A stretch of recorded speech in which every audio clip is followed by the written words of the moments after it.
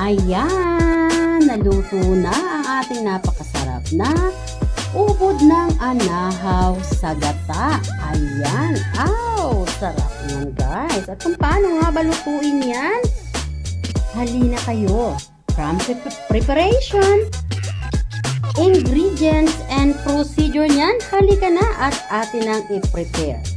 Hello everyone, this is Tita Wena and we are in Wena TV. Sawa na ang baboy, kaya naman magluto tayo ng gata na ubod ng anahaw. Yes, lagay ko na rin yung ating bawang. Dahil mainit na ang ating oil, isusunod ko na rin ang aking sibuyas. So, ang ihahalo natin sa ating gata na ubod ng anahaw ay tinapa na galunggong. Ayan. So, hihimayin ko ito at ihahalo ko rin sa pagigisa para mas malasa. Ayan mga best, halika na at ilagay na natin yung ating tinapa.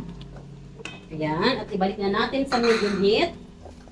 Hininaan ko yung apoy para hindi masyadong masunog yung ating ingredients. Wow, bango. Ilagay yung ubod ng anahaw. Ay maglalagay na ako dito ng durog na paminta. Kayo na lang ang bahalang mag-adjust kung gaano kadami yung durog na paminta na gusto nyong ilagay. Siyempre, haluin lang natin yan. Ang purpose ng paglalagay ko ng durog na paminta, bago ilagay yung ubod ng niyog para mas mabango siya.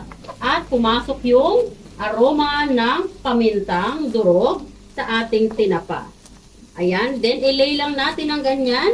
Hayaan natin na ma-fry ng kunti ang ating tinapa. Ayan, ilalagay na natin ang ating ubod ng anahaw. Ayan, siya nga pala, yung aking process ng ubod ng anahaw, bago ko hiniwa, syempre, hinugasan muna, no? Pagkahugas, guys, yan ay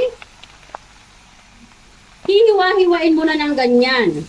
At pagkahiwa-hiwa nga, lalagain muna. Ang tawag sa amin ay yayabusan. So, ang ibig sabihin po ng yayabusan, yun po ay tinatanggal yung pait.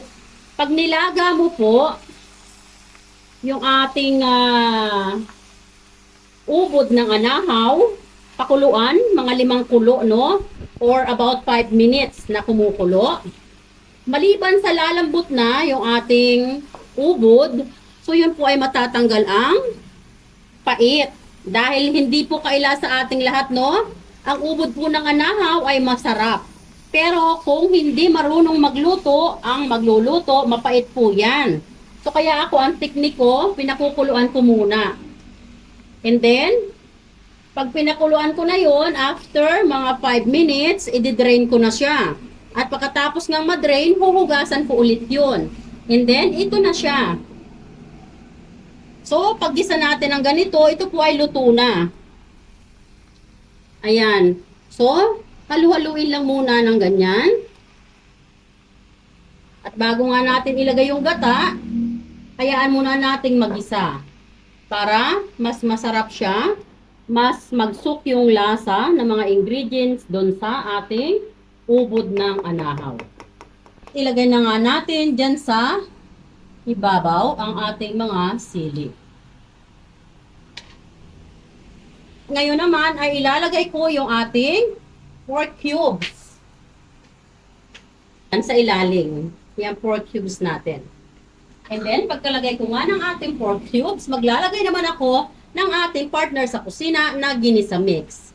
Hindi po ito supporters, pero ginisa mix bikini men. Tita Wena is waiting. Dito lang yan sa Wena TV. O, diba? Commercial pa. Pero seryoso yun, no? Ginisa mix bikini men. Ayan. So, kayo na lang din ang bahala mag-adjust, ha? Kung gaano karami nalalagay yung ginisa mix. Yung enough para magkalasa ang inyong niluluto. At pagkalagay nga natin ng ginisa mix, ngayon naman maglagay tayo ng kunting sugar. Ito po ay pambalance ng taste. Kunti lang, ha? Ayan, panoorin nyo mabuti. Dahil tayo ay mayroong ilalagay na magpapabango sa ating gata na ubod ng anahaw. At kung ano yon, panoorin nyo mabuti ang ating pagluluto.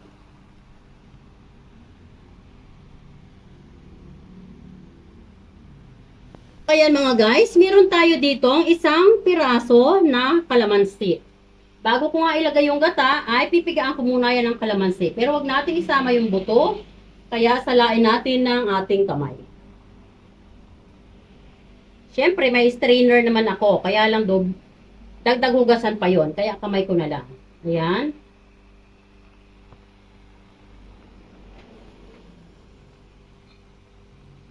At once again, bago natin nilagay yung gata, ay haluin natin.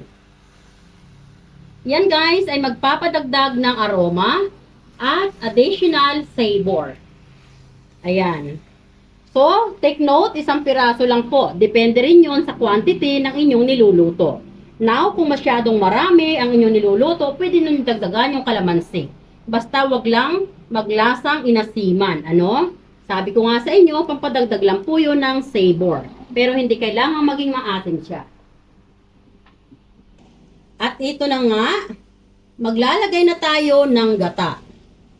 Ayan. So, ito po yung gata na unang piga.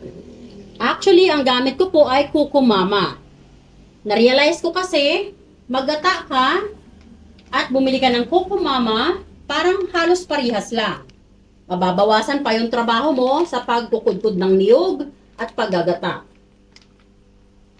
So, ang pamamaraan ko po, pag ginagamit ko ang Kukumama, ay make sure na walang-wala na siyang tubig. Yun ay sa pagluluto ng ganitong putahe. So, I have to make sure na dry na talaga yung aking ubod.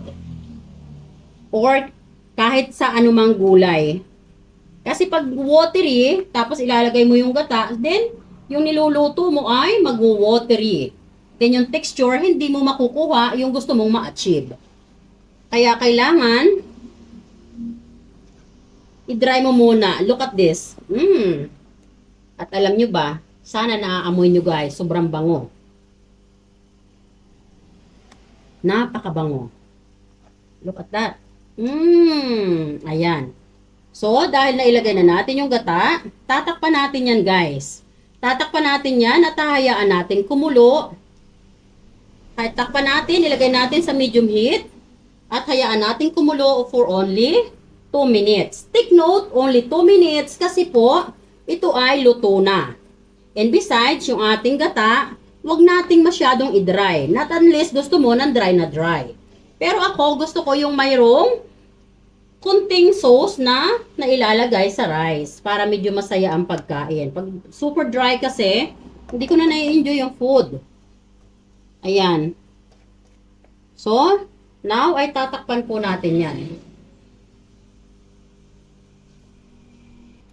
Ayan mga guys. So, after nga ng 5 minutong kulo-kulo ng ating ubod ng anahaw sa gata ay ito na, haluin na natin ulit bago natin ilalagay yung extra tinapa sa ibabaw.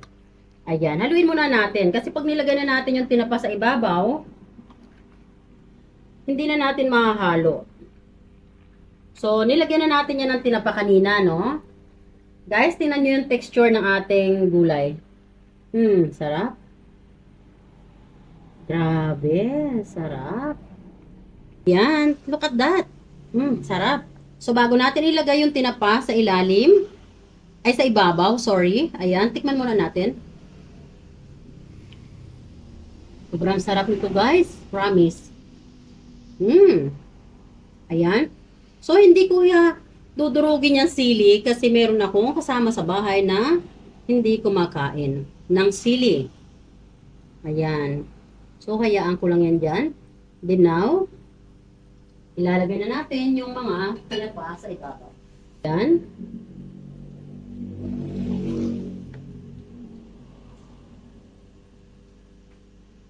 Ayan. So, lagyan lang natin ang tinapa sa ibabaw para mas masayang tingnan. Ayan.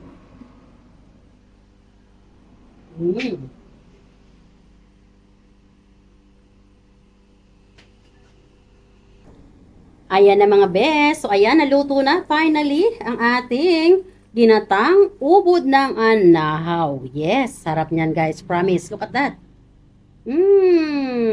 Sarap. Ayan. So, sana ay may natin na naman ako na panibagong masarap na putahe sa inyo. Ito ang kusina ni Tita Wena sa Wena TV. Ayan, salamat na muli guys. Sa mga hindi pa nga po nakasubscribe sa aking YouTube channel, please don't hesitate to subscribe and write down a little bit longer comment for my revenue. And also, please freely share my video. And if you are handling YouTube channel, I will do the same. Thanks for watching. Happy New Year guys and God bless.